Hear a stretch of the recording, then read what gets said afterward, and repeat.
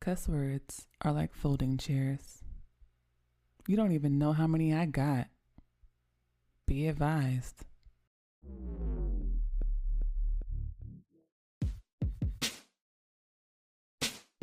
Hey y'all, I'm Jenn. I'm from Oakland and I'm an androgynous, black, lesbian feminist and a lover of all black people. This is Daren. I'm an asexual novelist, researcher, and bona fide comic book fanatic from the widest part of Southern California. Orange County. We're queer millennials with 3 kids and nearly 20 years of marriage. This is a podcast about the realities of blackness, adulting, and relationships. This is That Black Couple.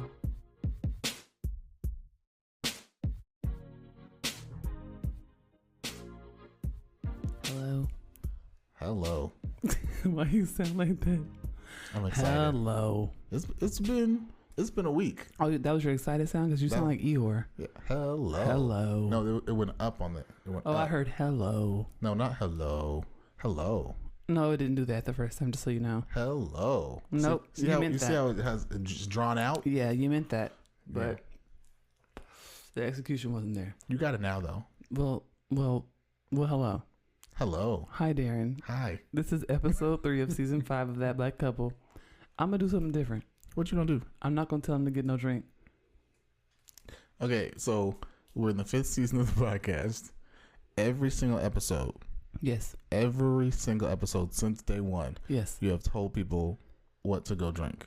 Yes. And now, season 5, episode 3 of all. Well, this one's kind of like a trick. Kind of. Like, it's like, well, you going to ask me what I'm telling to go get? Okay, well, what? Yeah, what I want y'all to go get a folding chair. You get me? You got to stay ready with the folding chair. You got to keep it with you at all times. And if you think about it, the folding chair happened because somebody was swimming in the water. So it's still following the theme, what I said in 2023, that we was going to be drinking water. Okay. You still hydrating. Okay. You on the river. Get your folding going through chair. the pores? Yeah, it's water. Wade in the water. Folding chair.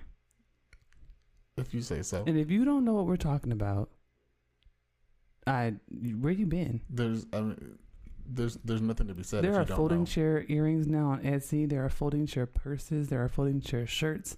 The folding chair now represents black liberation. That poor man. I hope that he's able to capitalize on his folding chair use. I think he'll be just fine. Jumped on it. I think he'll be just fine. So have a seat. This is That Black Couple. I'm Jenn. I'm Daren. Before we get started, make sure you follow us on the broke ass Twitter and Instagram.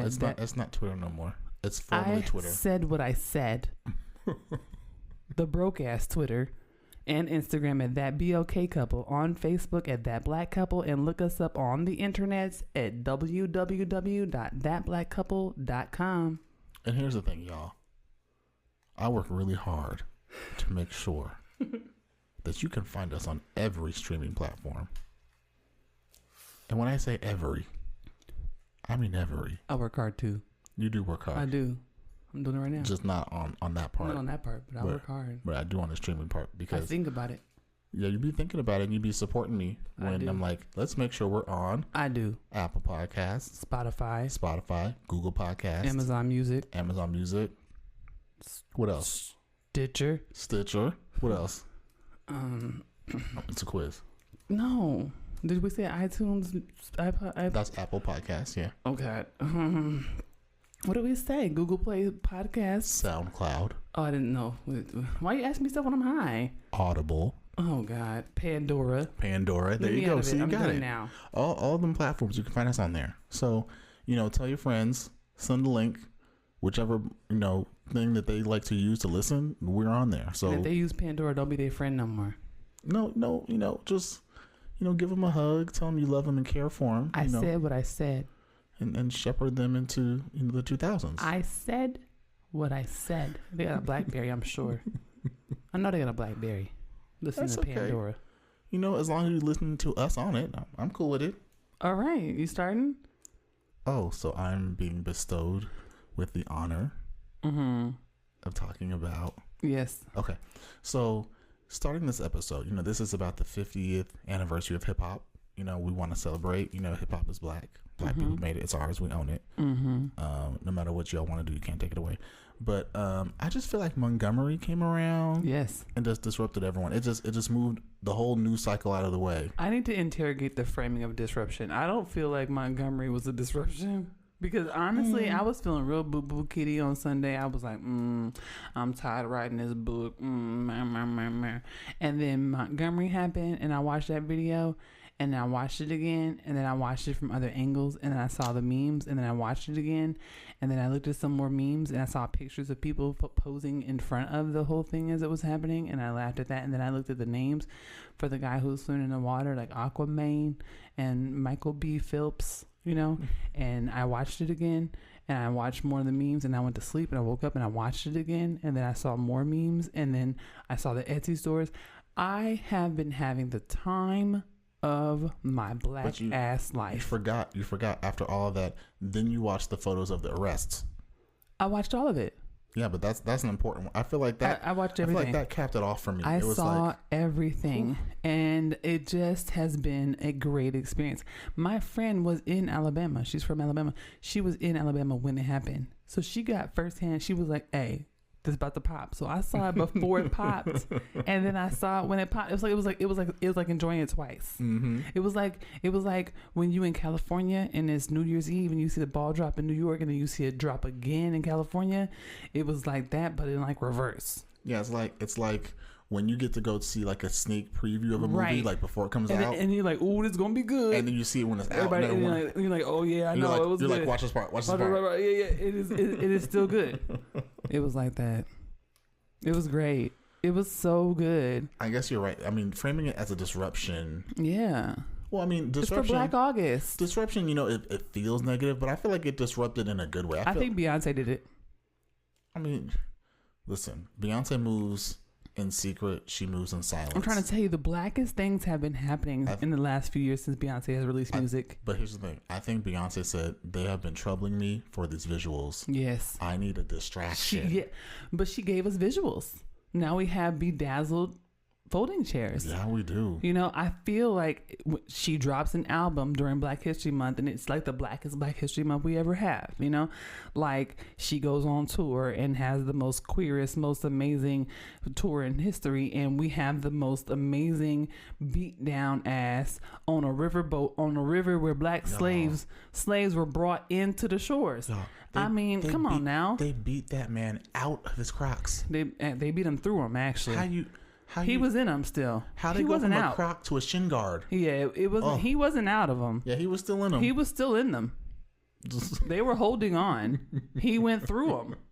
I ain't never seen nobody go through a Croc. I didn't know Crocs could do that. I didn't know it's a lot of force that has to be applied to go through your Croc. I mean, I don't think we can go through the whole video, but there certain moments. I know you have all seen it, but like there's a moment where these two white dudes are walking up like they're about to do something, and then the whole black collective, and you can see the fear in their eyes, and they say, "Oh no!" And you can almost smell it. You can almost smell it. And then the black people say, "No, we still coming." Yeah, it was actually a person behind them who was coming too, and they thought they was gonna miss him. And that person hit him in the back of the head, and that listen, hey, run up. Get done up. And it's funny because niggas was worried about Jamie Foxx making comments about Judas, and they weren't thinking about the old prophetic saying, run up, get done up. That is, if white people were going to study or tarry on any phrase of ours, that's the one they need to be rehearsing together in their white people meetings where they discuss what nasty shit they gonna add to potato salad now. Doritos, chips, Band-Aids. What the fuck they gonna put in the motherfucking potato salad? Cotton balls. Used ones, of course. Hair. It's always hair. Always comes after everything. It's always hair. It's always hair. It's always hair. It's always hair. It's either theirs or the cat's. Okay. So, what I'm saying to you is, listen, like, run up, get done up. That's what I witnessed, and I wasn't sad at all. And the thing about it for me is This black man was just doing his He job. was just doing his job. Like, what? A lot of those white people got to say, "Oh, black people, they're thugs and they're hoodlums and they're stealing everything." No, it was an older black man doing his job. Just doing his job. Mm-hmm. And that was the moment where they acted decided. a fool. They acted a fool and thought they was gonna hit and run up on this older black man in a public place in Alabama, of all places. They always like to say the black community is toe up from the flow. Listen, there's no solidarity. Listen, they said we can't swim. This man swum. He swum. I don't know how deep that water was, but he swum. I was so scared for that man. I was like, I hope he don't drown. Oh, he didn't drown. He made it right across. And then he rose up and was still ready. And still whooped ass. Come on. Aquaman. Aquaman. I'll tell you something. Listen. I think the timing, we talk, like I said, we're celebrating hip hop. And I feel like, this was a great emblematic moment of black solidarity. Black people, we will come together. Mm-hmm. When the time calls for it, we will find one another. It's like the call goes out and it's time to be, it's time. And it's funny because everyone was watching the video like, oh my God, do they know each other? No, then people did not know each other. Randoms. It was just time to run up and figure out what was, somebody wants to get done up. All right. Like when they had the memes of the teleportation portals from Avengers Endgame, I said, this is so fitting. It's so fitting. That's exactly what happened. It's like niggas just emerged from portals and was ready to whoop that ass. It was Wakanda forever. Oh. Yeah. It was very comic book. It was very scripted. I mean, there was old cat daddies beating people with chairs. Cat daddies was fighting. They was clean. They had iron that linen. Listen. They had prepared the Q's was out. They had prepared those outfits weeks in advance. The Q's was out. Okay. And you see them slow, heavy hits. Somebody was knocked smooth the fuck out. Them white people won't listen. I told you that one white girl, she won't never ride a boat or a black man ever again. No, she won't. Never again. Never ride a boat or a black man ever again. She said, never mind. Never mind. I'll pass. No thanks, Jerome. No decline. It's a no for me, Mandingo. This podcast is supported by generous donations from our patrons and listeners. Become a supporter today by heading to www.patreon.com/colorcombosmedia. You can stream the show on iTunes, Spotify, Stitcher, Google Podcasts, and SoundCloud. When you listen, please consider hitting that heart button, sharing, giving us a 5-star rating, and leaving some dope comments. This helps us with our page rankings and gets more listeners for the show. Thank you so much.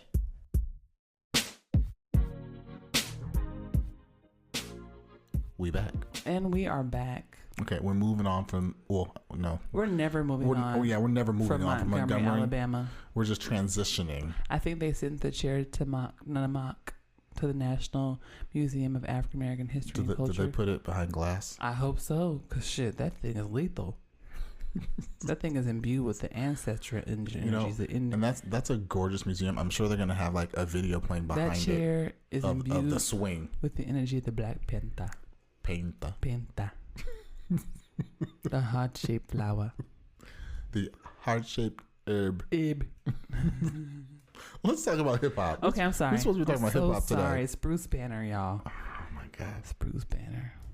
And I'm over here getting contact high. I'm over here like Hulk, bro. I'm not even smoking. Hulked out, bro. Okay, it's the 50th anniversary of hip hop. Hip hop, yes.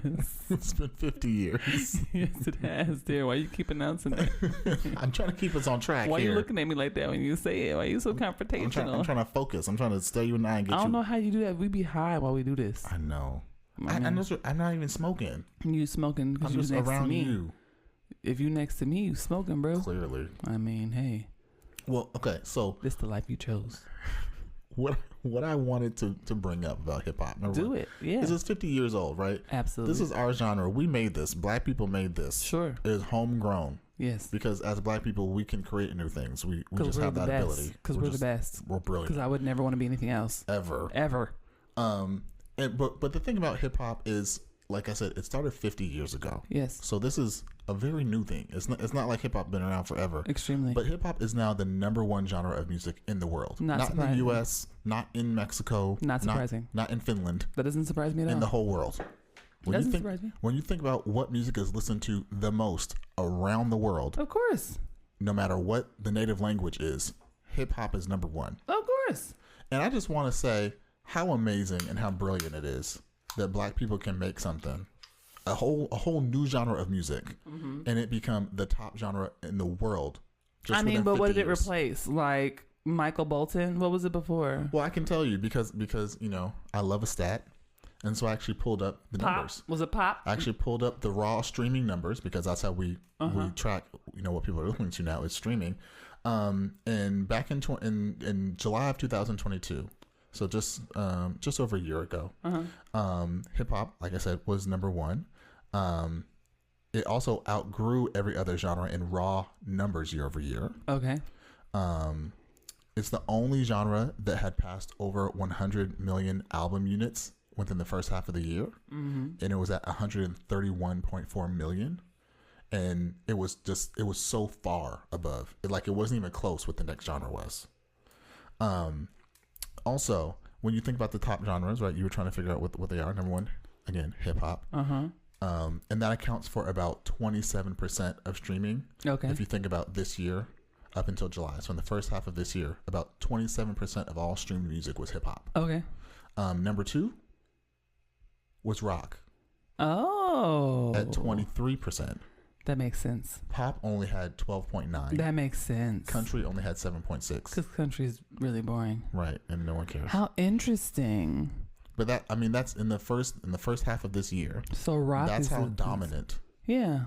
And remember, this is at a year when you had someone like Taylor Swift putting out whatever that crap was. I don't listen to her, so I don't know. I just know that she was out her. And she was a crab leg wiggling around. People was talking about it. Chicken leg lady. And was it what's his name? Jason Aldean. Is that the guy? Who? It's a country guy who came out, and all the white people were like, "Oh, who? So great." These are white artists that had big releases. Oh. And even despite that, hip hop was still like, sit your ass down. I don't know who that is. I just want to take a second to acknowledge the sheer power that is wielded through music that Black people create. Okay. Why are you saying okay? Because I think that's strange. What? To be like, let's just acknowledge the sheer power. To me, it's very logical. It's just a matter. It's just a matter of data. Yeah. Right? Like the reason why hip hop is #1 now is because it came of age during the same time as the technological age. It allowed us to move from cassette tapes to CDs to MP3s to now having devices in our pocket where we could play whatever we want. And rappers were talking about things that apply to people's lives. It was young people who were consuming that music. It was this whole culture of censorship and blah, blah, blah, blah, blah, and fight the power. And, that has become sexy among young people who are the most likely to stream music. Yeah. So it's not like, to me, I guess I'm not really impressed. I you know how I am. I don't like consumer shit. I don't like institutional shit. I don't like capitalism. And that's all it sounds like to me. That's what it is. But the point is that Black people have always had to push and fight to make, hear me out on this. To make shit happen. This is not Black people though. Hip hop. While the artists are predominantly Black. Okay. Hear me out. All right. Hear me out. All right. And time again, it has been our creativity. Yeah. That offers us new avenues and new outlets when doors have been closed. Okay. When avenues have been shut off. Right. Okay. We make a new lane. We make a new genre. We make new things. Okay. Right. I get what you're saying. And then we get exploited. Right. It does come down to consumerism. Because a lot of Black artists are being exploited by white male-owned and dominated industries that are taking their creativity and then boxing it up and giving it to people like Justin Timberlake and Bruno Mars. Don't add us. I just want to say Iggy Azalea wrote a letter in support of Tory Lanez's as he was being sentenced after shooting Megan Thee Stallion in the foot. The desperation is wild. Iggy Azalea. So the same industry that allows for her to walk around like she's a real human being is the one that we're talking about. She really thought this was white chicks and that she was a white woman that could write a letter. I'm so tired because I think that's the thing that I struggle with is like hip hop to me is like, I almost said hip hop is trash, but like what I mean is like I love music. Like I have artists I love. I love Jasmine Sullivan. I love Janelle Monáe. I love Lauryn Hill. I love Brandy. I love her. Right. I love the very raw and dope sounds. Right. I love Kendrick Lamar. I love Gene Noble. I love PJ Morton. Right. There's some people who are musically incredible and talented. Right. But then there's a part of me that's also very sad that they are a part of this industry and that they might one day be popularized and that could mainstream them. I think that's what's happening with her right now. Yeah. I mean, I'm more familiar with her going, Nationwide is on your side. Listen, she ain't put out no new music. No but music. She done put out a lot of commercials for Nationwide. Many commercials, and now she's a Disney princess. And I'm like, oh, okay. It's really, that's a great example because her came out and it was all about not looking at her. Like the whole point was just listen to my music. Don't look at me. I'm all about the music. I don't have a real name. I don't have eyeballs. I'm just a voice. Oh. And now you a Disney princess? And now your Nationwide is on my side. Okay. All right. It just undermines the whole the whole point. Nothing is real. But I still love her. I mean, I do too. But I'm just like, okay, girl, whatever. And I think that's why I love hip hop or whatever, but I feel like it doesn't always love us back. So it's one of those things that you love, from a place of deep hurt and from a place of lots of trauma. Like hip hop has not been kind to Black women or queer people or trans folks in any way. Black women in the industry, I just brought up Megan Thee Stallion, are not treated well. The example that comes to me is Chica, who, I mean, my God, is just incredibly a brilliant artist and actress. I mean, great rapper, writer, can sing too. Yeah. I mean, she just put out a new album called Samson that is it is outrageous how good and how amazing her flows are. Yeah, but at the same time, it's like an introspective thing at the same time, knowing that, hey, I'm putting this out and I know my shit is that good, but at the same time, people I know the way this is set up. Yep. The way society and this industry is set up, I'm not going to get the views and the attention and all the shine that should be due to me. That my talent warrants. Exactly. I think that's kind of what we've heard from people like India Ari and Jasmine Sullivan and Ari Lennox, right? Like a lot of Black women, darker skinned, bigger bootied Black women have said that exact thing. A lot of thicker lipped, not traditionally beautiful Black women have said the exact same thing. It's massage noir and it's in the industry. And this is not to say that lighter skinned Black women don't face it too.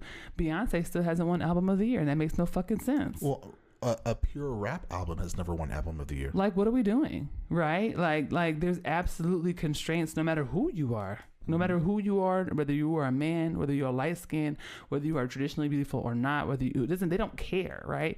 You are Black, and then they get to shuffle you into whatever category works for them to figure out a different way to oppress you.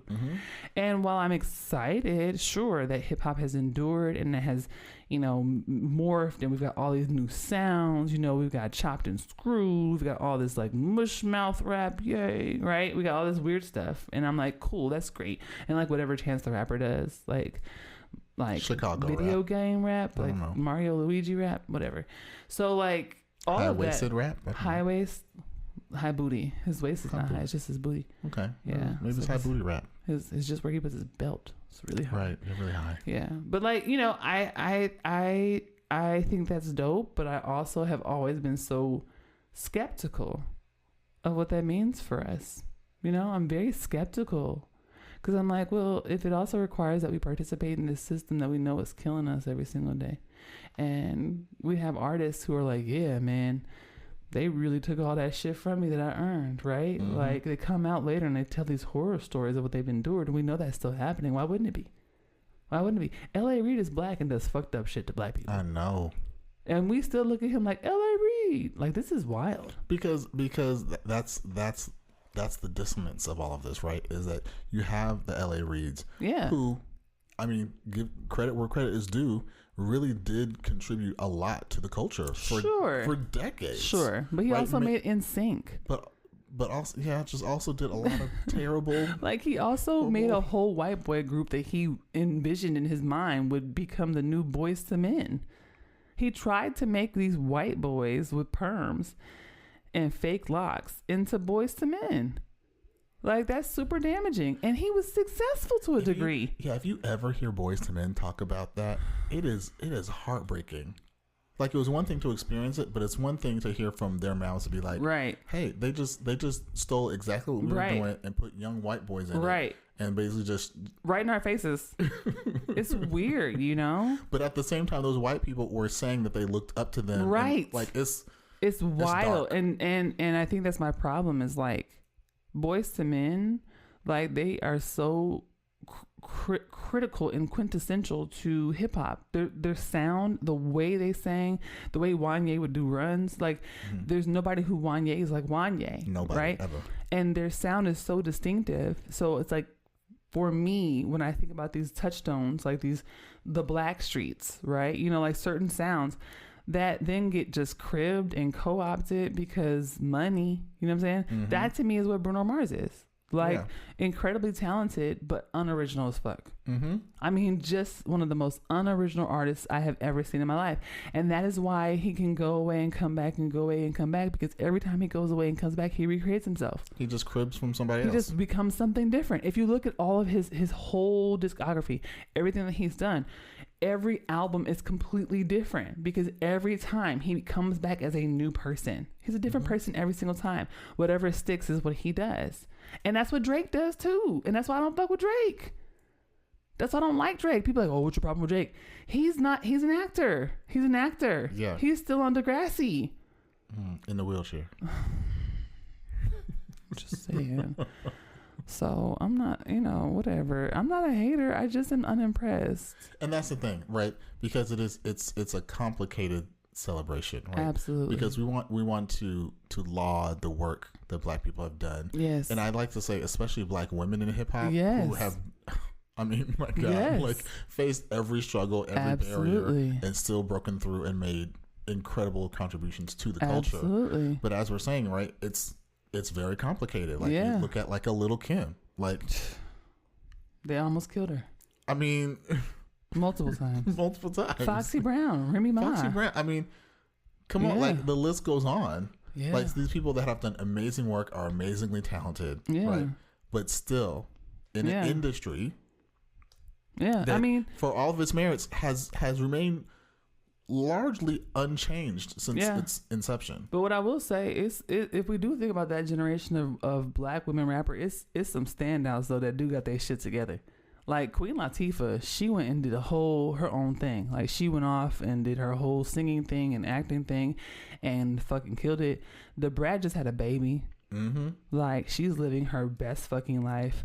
I feel like, we do also have to acknowledge MC Lyte. MC Lyte somehow became the voice of every show.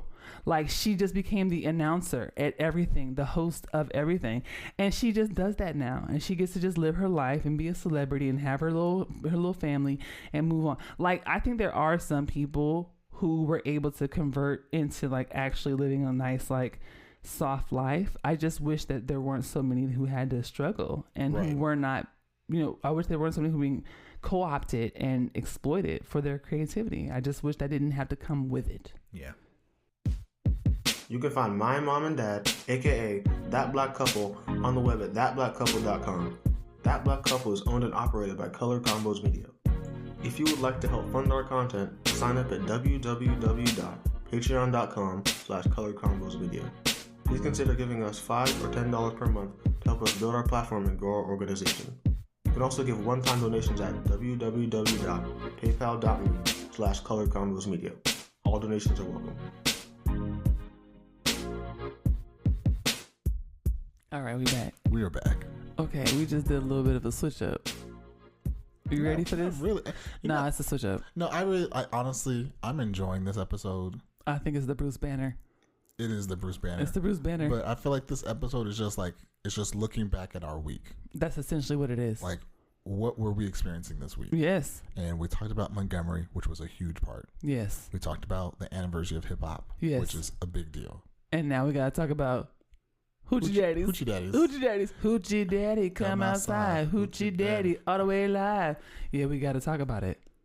If y'all do not know, if you have not heard this, if we sound real foolish right now, there is a reality. Well, I was going to say it's a reality show. It is. It's a competition. I don't know. It is a reality competition show for butch, stud, STEM, lesbian presenting people who want to be the Hoochie Daddy, the number one Hoochie Daddy. I almost feel bad bringing it up because I feel like people are going to be like, what? Let me go watch it. You got to go watch it. And I feel like it's just one of those things, like, once you fall into that trap, you are in the trap. There's no microphones. They're all talking in the same room very loudly over each other. Just imagine you got, how much is it, like 10? 8, 10, I don't know. You get 10 studs and you put them in a 2-bedroom house. No, it's like 4. Okay, 4-bedroom house. And then someone sleeps in a closet. Yeah, someone's room is the closet. Yes. They put this person on a cot in a closet. Yes, because she's short. They put her in a closet. And then you make up this really ambiguous competition. It's a competition where they do challenges like tug of war and draw a shirt and puff paint on a shirt and wear makeup and shake your booty to the balls fall out the box and cooking, but we won't give you all the ingredients to make the food that you're trying to make. And put a pacifier in your mouth and hold a baby.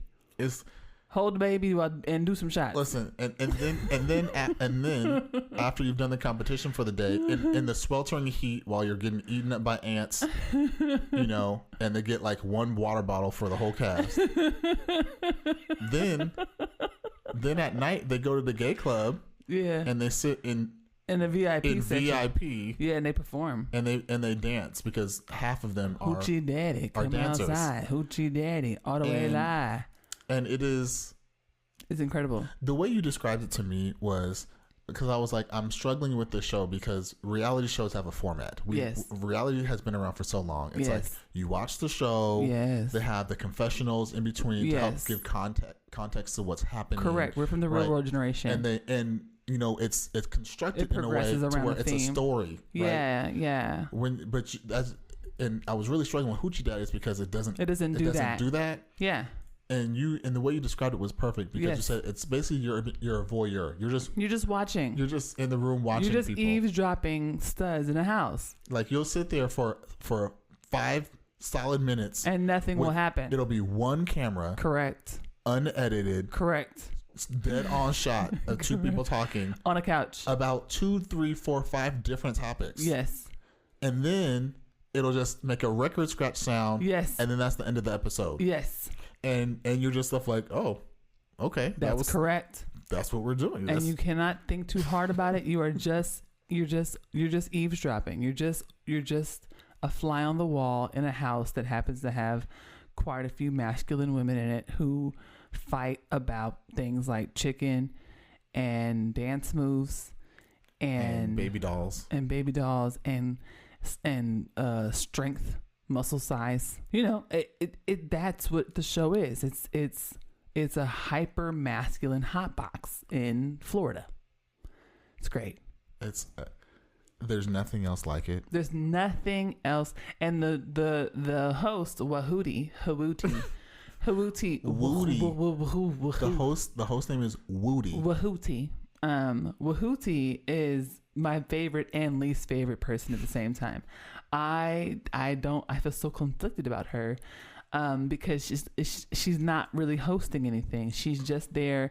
It's sometimes berating the cast, judging them in ways that are harmful to their identities. Listen, y'all, if you watch this show, I know there's multiple points where you're gonna feel like I should give up. Yes, stick with it. Do not give up. Go all the way There through. is an episode where it's a, I guess it's, I don't. It's the baby episode. Is it about mothering? I don't know. It's episode 9, and the competition is taking care of a baby. Like all those high school like sitcoms where they say, "Oh, we're carrying babies." They actually have them do this. Except it's a dollar store baby. It's a dollar store, like 6-inch. It's tall. a smaller than normal size baby. Baby. It's like the size of the palm of your hand. And the way they fight over this challenge. Yes. The way they fight. I've never seen a host almost become physical with a cast, and they just let it happen. Like she was spitting angry. She was literally spitting. She had to leave the house because she was so mad. She had to get Maurice to turn the camera off. And again. And they let that there. As you're watching it, you're thinking, why can I see this? If this was my show, if I made this show, yes, this is where I would use editing to trim this down so we don't have to see all of it. Not on Hoochie Daddies. Well, you see everything on Hoochie Daddies. The problem I think you're not realizing is that editing requires an editor. there was a sound editor. Hey, editing requires an editor. Yeah, I think I looked at the credits one time and I don't think there was an editor I don't think listed. that you understand what I'm saying. Even if the person on the credits name said a thing, I'm saying they'd still need to know that a show requires something called editing. And I think the problem is that you still think this was a show, and it wasn't. It was people who had recording devices and had seen a show before and said, I can do that. And then they did it. And then, you had to have a prize. Right. And so the prize was a Hoochie Daddy chain. A Hoochie Daddy chain. A trip for 2 to Jamaica. and halfway through the show, well, actually toward the end of the show, it was like the last 3 episodes. You would be featured in a movie called Black Widow. So they're gonna be, movie stars. I just felt like in this episode, as we're talking about Black greatness in all of its many It's Black forms, August. It's Black August. I don't think we could leave without mentioning Hoochie the Daddy. wonderment that is Hoochie Daddies. All the way live. Hoochie Daddy. Yeah. Come outside. Listen, the writer's strike is happening. We're going to be real low on content for a good long while. You may as well. Just tuck yourself in. You ain't got nothing else to do. Trust us on this one. You ain't got nothing else to do. You don't. And, I know that as a lesbian, I'm supposed to be against this because it misrepresents my people. However, this shit is fucking hilarious, and I am not a stud, so these are not my people, and this is how they actually act. So, sociologically, treat it like science. Yeah, it's anthropological. It's anthropological moment. It's science, and that's what it's like because, like we said, they're just capturing what's happening. These are real people, unedited. These are real uncut people. This is not scripted. This is real people. So, listen, there's a sect of lesbian life that people don't know about. You about to find out. You about to learn. You gonna learn today. You about to get stud masculated. Thank y'all for listening. Before you go, make sure you follow us on Twitter and Instagram at ThatBLKCouple, on Facebook at ThatBlackCouple, and look us up on the internets at www.thatblackcouple.com. Bye.